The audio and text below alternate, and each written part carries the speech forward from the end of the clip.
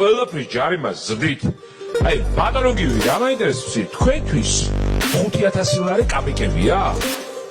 ეს 5000 ლარი რომ მოგაგდა დააბერტეთ ამ ადმინისტრაციულ კოდექსში 1500 ლარი, 3000 ლარი, 500 ლარი. უმძიმეს გაჭირვებაშია ხალხი. და ეს საიდან მოგაქვთ ეს ციფრები რო არახუნებთ ამაში 5000 ლარი რატო? აი რაზე დაგდობით? შემოსავალი გაეზარდა ხალხს. ხელფასი რამდენია იცით?